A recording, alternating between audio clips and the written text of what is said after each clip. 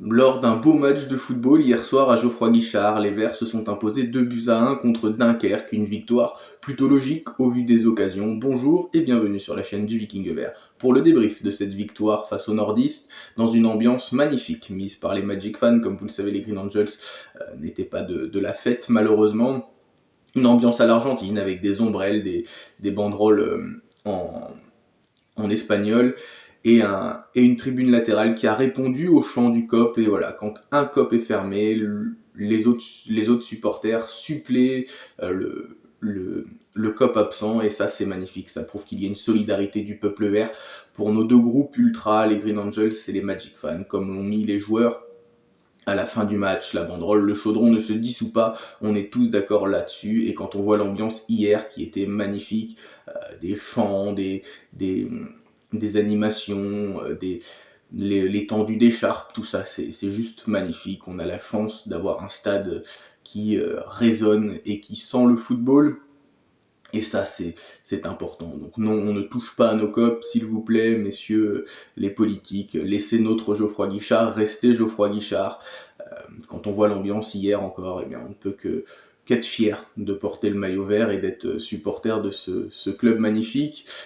Donc voilà, on va parler du match bien entendu, parce qu'il y a eu un match et une victoire importante pour la course à la montée. Mais avant toute chose, n'hésite pas à t'abonner, liker la vidéo et me donner ton homme du match en commentaire. C'est toujours intéressant de voir comment vous avez analysé et senti les 90 minutes qui se sont passées.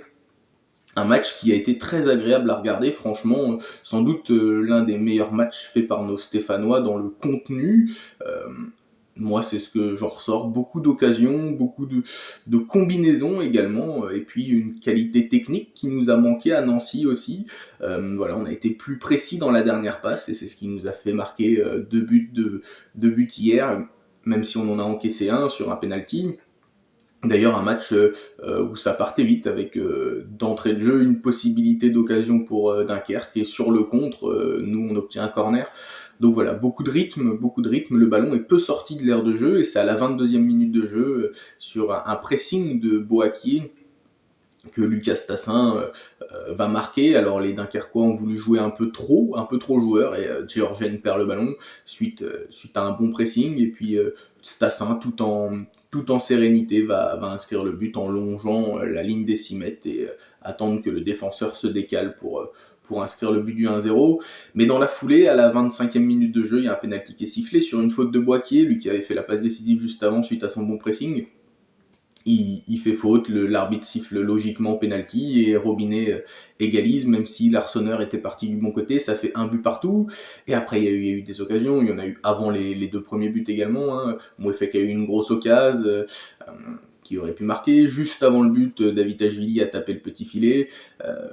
Voilà, Niflor a sauvé une tête de Le Cardinal. Mouefek a eu une belle frappe aussi.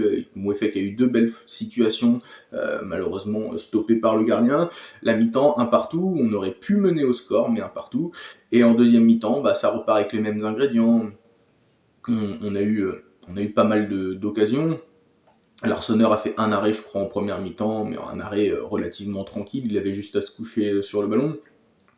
Et donc c'est à la 70e minute que David Ashvili, suite à un bon pressing, encore une fois, une récupération de Jabber, sans doute faute de Jabber suite à son tacle, mais l'arbitre ne siffle pas. David Ashvili prend le ballon et va mettre le ballon petit filet d'un bel enroulé, entrée de surface, ça fait 2-1. Voilà, David Ashvili, c'est vraiment le joueur plus à Saint-Etienne, c'est celui qui est capable de faire des différences sur un petit éclair de génie. Et hier, sa frappe, c'est magnifique, c'est très bien joué, c'est plein de sang-froid. Voilà, c'est du David Ashvili, c'est parfait, c'est nickel, ça fait 2-1 et ça embrase Geoffroy Guichard. À noter qu'on a eu plusieurs autres situations, un poteau par Nadéou Le Cardinal sur les ralentis, c'est dur de se faire un avis de qui a pris le ballon. Poteau, il y a eu potentiellement un penalty également, et puis quelques autres situations dangereuses pour notre part. À noter que l'Arseneur a eu une petite douleur en fin de match suite à une sortie aérienne. Vous savez, quand il sort très haut, là, des fois ça lui tire, et il va peut-être remanquer un ou deux matchs. On ne l'espère pas en tout cas, on verra ce que disent les médecins. Mais voilà, dans l'ensemble, une très belle partition de notre équipe, avec des entrants qui ont fait le boulot, on voit que tout le monde est concerné, et puis Philippe Montagnier, il a cette intelligence de faire des repositionnements tactiques, quand il fait rentrer Dufus, il fait passer Davitashvili en numéro 10, et c'est là où Davitashvili est décisif. Donc voilà, il a des joueurs, il sait comment les placer pour faire au mieux, comme il l'a dit, il a beaucoup de défenseurs, et finalement peu de joueurs offensifs capable d'évoluer en attaquant, puisque comme Benold est devenu maintenant latéral et n'est plus ailier, hein, on peut le dire, maintenant on peut le mettre en défenseur, notre néo-zélandais. Donc voilà, il a cette intelligence, Philippe Montagnier, de faire du coaching qui paye, et ça c'est important dans la fin, sur la dernière ligne droite, il restera 4 matchs, et ça va être très important de bien gérer les hommes, bien les mettre aux endroits, au positionnement qui vont les faire être le meilleur possible finalement, et ça notre coach on peut lui faire confiance.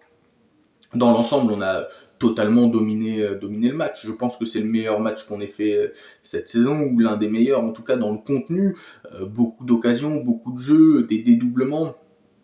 Voilà, face à une équipe de Dunkerque qui était très joueuse, hein, qui nous a posé quand même quelques difficultés. Ils ont réussi à revenir au score, mais ils ont jamais su passer notre défense centrale finalement à quelques reprises, mais sans grand danger, parce qu'on a vraiment été très solide une nouvelle fois. Avec Nadé et le Cardinal, c'est vraiment une belle charnière centrale. Le Cardinal avait été un peu en difficulté face à Nancy, mais là Robinet, qui est un bon attaquant de Ligue 2, on l'a muselé, il n'a pas eu grand chose, hein, sauf le penalty. J'ai pas mémoire avoir vu Robinet frapper ou être en position de le faire. Euh, Kevin Pedro a encore fait une belle partition, même s'il y a eu de la fatigue en fin de match avec des crampes.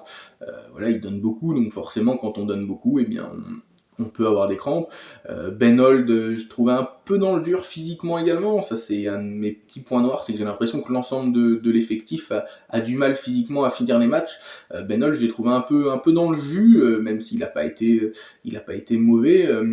Je trouve physiquement, ouais, il est moins véloce qu'à un moment, même si ça reste un joueur rapide, mais sur les premiers appuis, je le trouve un peu plus dans le dur. Voilà, il y a la sélection néo-zélandaise, ça lui fait beaucoup d'heures d'avion et de déplacement. Et puis il est titulaire depuis un petit moment aussi, hein, il n'est pas beaucoup sorti du 11 de départ, même jamais, depuis sa reconversion en latéral. Donc voilà, il y a peut-être de la fatigue, il joue souvent les 90 minutes de jeu, un petit peu de fraîcheur peut-être avec Anan au prochain match, on verra ce que décide Philippe Montagnier, puisque il y a les entraînements et ce qu'il voit. Au milieu de terrain, c'est pareil, Kanté, je l'ai trouvé un peu plus dans le dur, il fait un bon match, beaucoup d'activité également, mais on sent, voilà, c'est un joueur qui n'a pas joué au début de saison, il vient, là il enchaîne les matchs, et on sent, d'ailleurs il est sorti logiquement je trouve, parce que physiquement il faut garder de la fraîcheur pour les 4 derniers matchs. Et c'est vraiment un petit bémol. Boaké, c'est pareil, qui est sorti un petit peu blessé, sans doute aux adducteurs. D'ailleurs, il est reparti directement au vestiaire. Il n'est pas retourné au vestiaire agacé, hein, il a serré la main à tout le monde, il est reparti au vestiaire. C'est dommage, parce que c'est vraiment notre meneur de jeu, c'est lui qui distille les bons ballons, il fait souvent les bons choix, d'ailleurs c'est lui qui fait la passe décisive pour Stassin pour le premier but, avec beaucoup d'activité également. Donc voilà, faut faire attention à ça. Mouefek, je l'ai trouvé intéressant, même s'il aurait dû marquer, ça aurait fait un très bon match de Mouefek s'il avait marqué. Voilà, il est souvent dans les bons coups, avec son impact physique, ce style un peu box-to-box. Il crée des choses et des différences.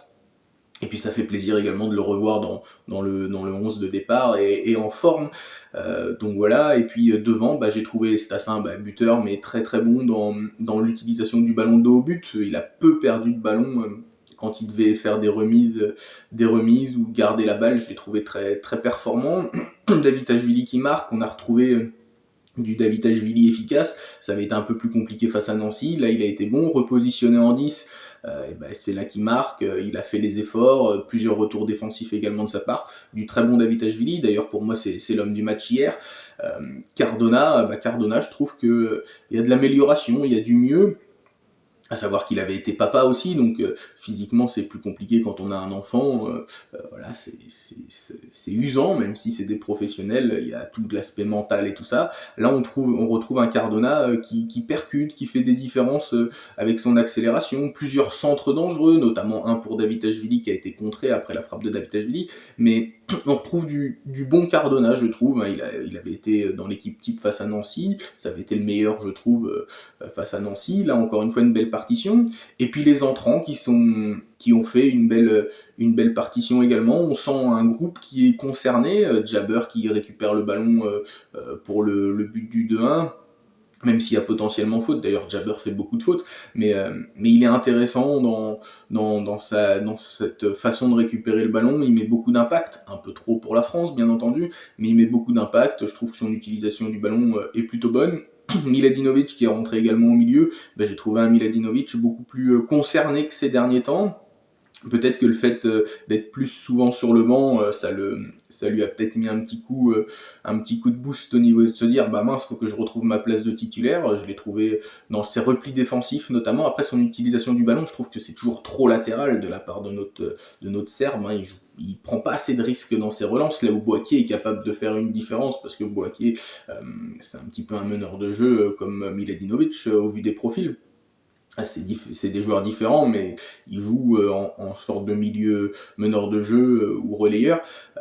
Boaké est capable de casser une ligne suite à une passe. Miladinovic, on le voit trop peu le faire. Et c'est dommage. Dufus qui rentre plein d'énergie, il a obtenu des fautes, une belle rentrée de Dufus également. Et puis Apia qui est rentré latéral. Moi j'aime ailier puis latéral après les crampes de Pedro, voilà, toujours impliqué, c'est un mec qui a une super mentalité, Denis Sapia. Donc voilà, tu l'as compris, mon homme du match c'est Zuriko Davitashvili. Une victoire importante qui nous permet de reprendre 3 points d'avance sur Le Mans, de mettre un peu la pression au leader troyen, mais on est en bonne voie, la série continue, c'était le Viking vert, ciao ciao.